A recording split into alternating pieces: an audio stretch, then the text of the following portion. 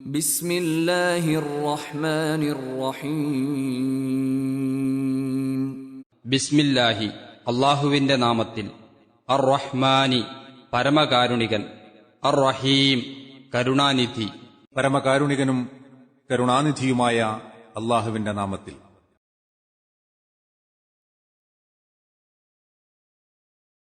വൽ അസ്ർ. വചനം 1. വൽ അസ്ർ, കാലം തന്നെയാണ്, കാലം തന്നെയാണ് സത്യം.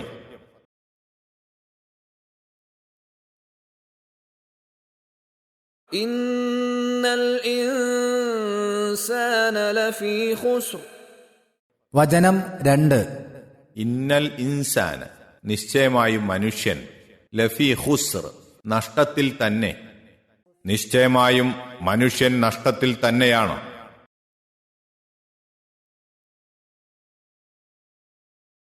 ഇല്ലല്ലദീന ആമനൂ വഅമിലുസ്സാലിഹാതി വതവാസൗ ബിൽ ഹഖ് വതവാസൗ ബിസ്സബ്ർ.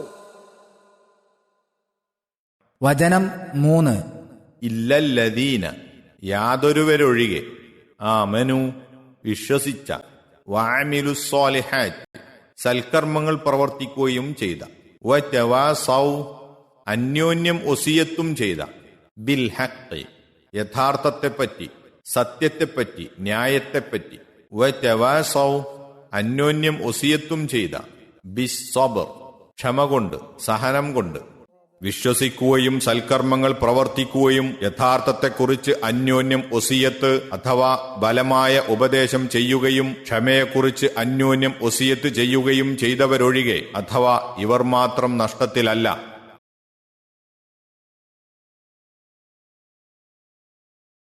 നല്ലതോ ചീത്തയോ, ചെറുതോ വലുതോ, സാധാരണമോ അസാധാരണമോ, സന്തോഷകരമോ സന്താപകരമോ ഏതായിരുന്നാലും ശരി, ലോകാലോകങ്ങളിൽ നടമാടിക്കൊണ്ടിരിക്കുന്ന എണ്ണമറ്റ സംഭവങ്ങളെല്ലാം തന്നെ കാലത്തിന്റെ കണ്ണികളിൽ ഒതുങ്ങി നിൽക്കുന്നവയത്രേ.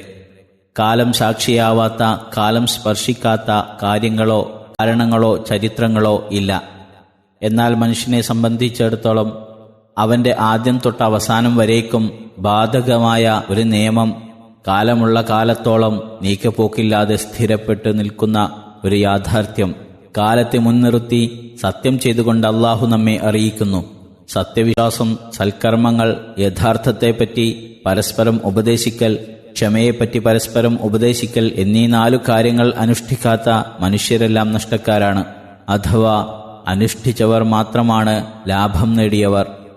ഇതാണ് ആ യാഥാർത്ഥ്യം.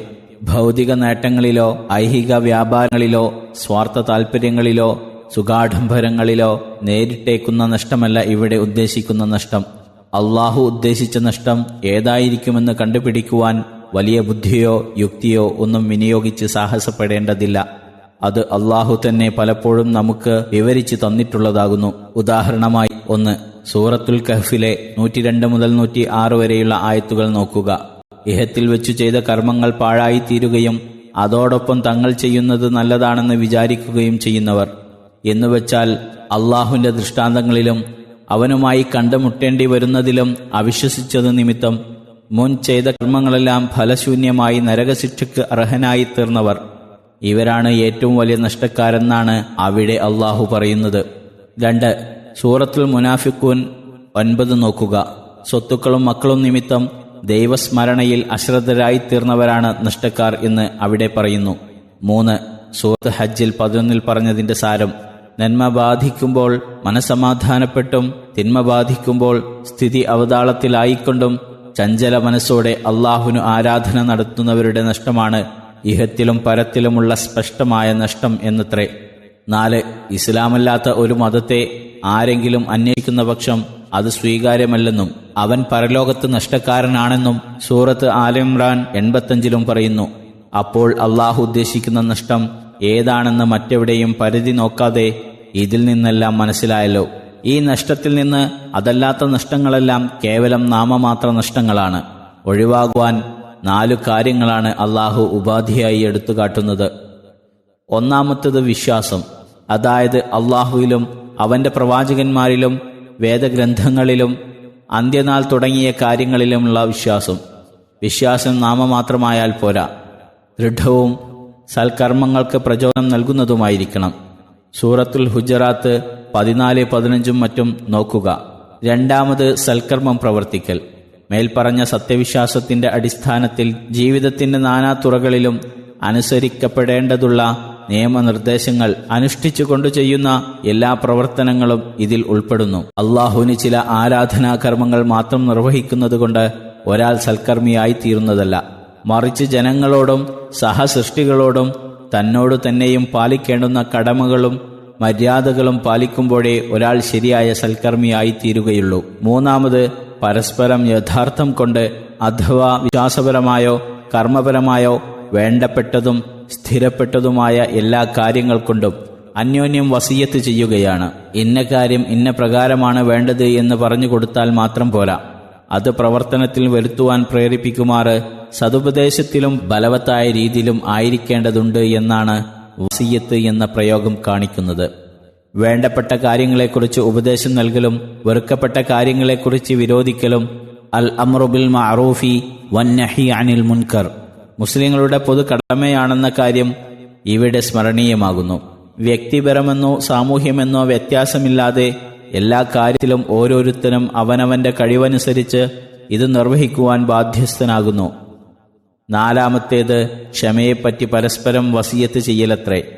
ജനങ്ങൾക്ക് സത്യോപദേശങ്ങൾ നൽകുമ്പോൾ അതിനെതിരിൽ നേരിട്ടേക്കാവുന്ന എതിർപ്പുകളെയും വിഷമങ്ങളെയും സഹിക്കുക, ആപത്തുകളിലും പരീക്ഷണങ്ങളിലും ക്ഷമ കൈക്കൊള്ളുക, അനുവദനീയമല്ലാത്ത കാര്യങ്ങൾ വർജിക്കുകയോ കൽപ്പിക്കപ്പെട്ട കാര്യങ്ങൾ അനുഷ്ഠിക്കുകയോ ചെയ്യുന്നതിൽ നേരിട്ടേക്കാവുന്ന ബുദ്ധിമുട്ടുകളെ ക്ഷമാപൂർവം തരണം ചെയ്യുക എന്നിവയെല്ലാം ഇതിൽ ഉൾപ്പെടുന്നു. ഇന്നത്തെ പോലെ പരിസരവും സമൂഹവും സദാചാര മൂല്യങ്ങളിൽ നിന്ന് അകന്നു പോകുന്തോറും ക്ഷമയുടെ വൃത്തം വിപുലമായി തീരുകയും പരസ്പരം ക്ഷമയെപ്പറ്റി ഉപദേശിക്കുന്നതിന്റെ ആവശ്യകത വർദ്ധിക്കുകയുമാണ് ചെയ്യുന്നത്. വമിനല്ലാഹി തൗഫീഖ്. വലുപ്പം നോക്കുമ്പോൾ വളരെ ചെറുതാണെങ്കിലും ഒരു വ്യാഖ്യാനമൊന്നും കൂടാതെ തന്നെ ഉള്ളടക്കവും വ്യക്തമായതും അതിവിപുലവും അർത്ഥഗർഭവുമായ ആശയങ്ങൾ ഉൾക്കൊള്ളുന്നതുമാണ് ഈ സൂറത്ത് എന്ന് കാണാം. വ്യക്തികളുടെയും സമുദായത്തിന്റെയും വിജയമാർഗങ്ങൾ മുഴുവൻ അതിൽ സംക്ഷിപ്തമായി വിവരിക്കപ്പെട്ടിരിക്കുന്നു. തക്കം കാണുമ്പോഴെല്ലാം ഖുർആൻ വചനങ്ങളെ ദുർവ്യാഖ്യാനം ചെയ്ത് ഭൗതിക താൽപര്യങ്ങൾക്ക് ഉപയോഗപ്പെടുത്തുവാൻ ശ്രമിക്കാറുള്ള ചില ആധുനികവാദികൾ ഈ സൂറത്തിന് അവരുടെ വക ഒരു പുതിയ അർത്ഥവ്യാഖ്യാനം കൽപ്പിച്ചു കാണുകയുണ്ടായി. അത് ഏതാണ്ടിങ്ങനെ വിവരിക്കാം. പഞ്ചസാരക്ക് മധുരമുണ്ട്. അമേരിക്കയിലെ പ്രസംഗം റേഡിയോ വഴി ഇന്ത്യയിൽ കേൾക്കാം. പരിഷ്കരിച്ച ബഹിരാകാശ വാഹനങ്ങൾ ഉപയോഗപ്പെടുത്തി മനുഷ്യന് ചന്ദ്രനിലും മറ്റു ഗോളങ്ങളിലും പോയി വരുവാൻ കഴിയും എന്നിവ പോലെയുള്ള യാഥാർത്ഥ്യങ്ങളിൽ വിശ്വസിക്കുകയും അവ പ്രായോഗികമാക്കുവാൻ വേണ്ടുന്ന സൽക്കർമ്മങ്ങൾ പ്രവർത്തിക്കുകയും അങ്ങനെയുള്ള യാഥാർത്ഥ്യങ്ങളെക്കുറിച്ചും അവ പ്രാവർത്തികമാക്കുന്നതിൽ നേരിടുന്ന വിഷമങ്ങൾ സഹിക്കുന്നതിനെക്കുറിച്ചും പരസ്പരം ഉപദേശിക്കുകയും ചെയ്യാതിരുന്നാൽ മനുഷ്യന്റെ പുരോഗതി നഷ്ടപ്പെടും. ഈ 4 ഗുണങ്ങൾ കൊണ്ടാണ് യൂറോപ്യൻ സമുദായങ്ങൾ ലോകത്ത് വമ്പിച്ച പുരോഗതി പ്രാപിച്ചത്.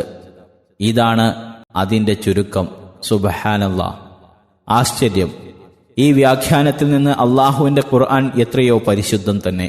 ഭൗതിക ലാഭനഷ്ടങ്ങളുടെയും ജയപരാജയങ്ങളുടെയും മാനദണ്ഡങ്ങളായി ഇവർ സമർത്ഥിക്കുന്ന ഈ സമർത്ഥനം അതിന്റെ മുഖവിലക്കു തന്നെ നമുക്കും തെല്ലൊക്കെ വകവെക്കാം. പക്ഷേ സൂറത്തുൽ അസ്റിന്റെ ആശയവും താൽപര്യവും അതുമായി അല്പം ബന്ധം പോലുമില്ല തന്നെ. അള്ളാഹുവിലും ഖുർആനിലും ശരിക്ക് വിശ്വസിക്കുന്ന ഒരു മുസ്ലിമിന് അയാൾ വളരെ വിവരസ്ഥനൊന്നുമല്ലെങ്കിലും ശരി, കേവലം എന്തോ താൽപര്യപൂർവം പുതുതായി ചമയ്ക്കപ്പെട്ട ഒരു കടുത്ത ദുർവ്യാഖ്യാനമാണിതെന്ന് മനസ്സിലാക്കുവാൻ പരസഹായമൊന്നും ആവശ്യമില്ല. സൂറത്ത് ബനു ഇസ്രായേലിലെ 18-19 എന്നീ 2 തിരുവചനങ്ങൾ ഈ സന്ദർഭത്തിൽ ഓർമ്മിക്കുന്നത് നന്നായിരിക്കും.